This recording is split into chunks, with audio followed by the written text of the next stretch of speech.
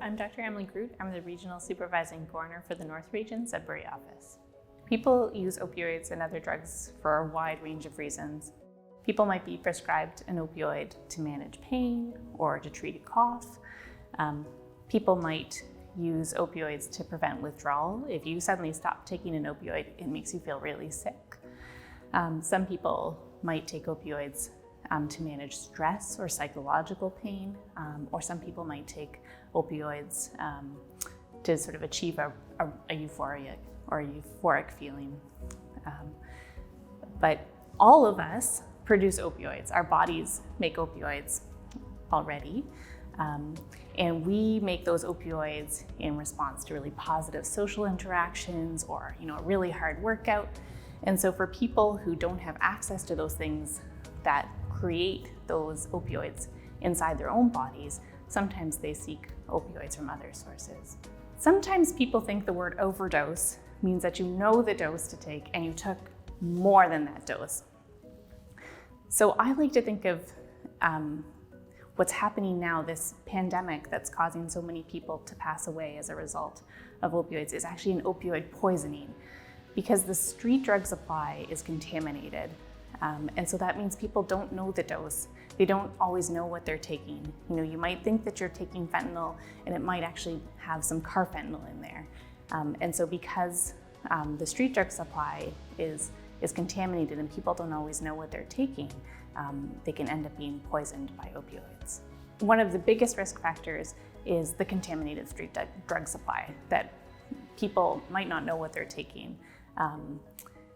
Using drugs via the route of injection increases the risk of overdose.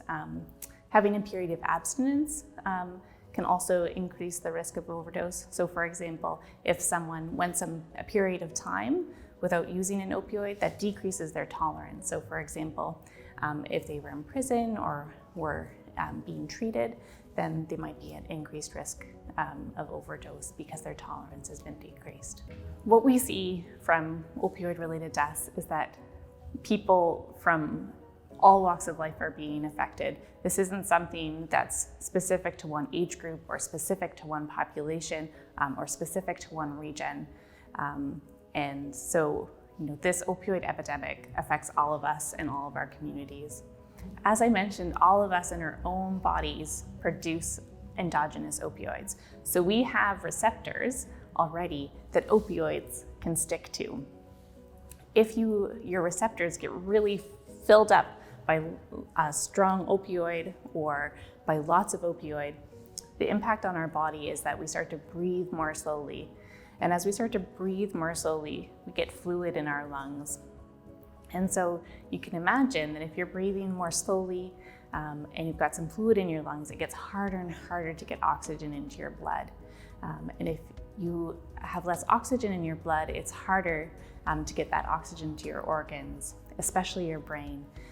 And so if that goes on for long enough, you don't have something like naloxone, which kicks the opioids out of those opioid receptors, that can result in death.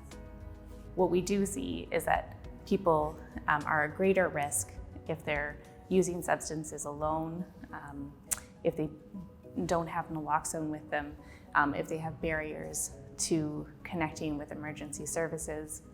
And we also know that there's some protective factors like safe housing, access to health services and mental health services, having social connection.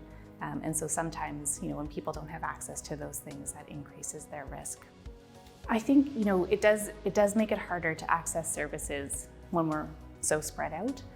But I don't think we know exactly why we see these patterns across the province yet. And that's one of the reasons that, coroners and forensic pathologists do this work, is to help us better understand the underlying causes of the opioid epidemic.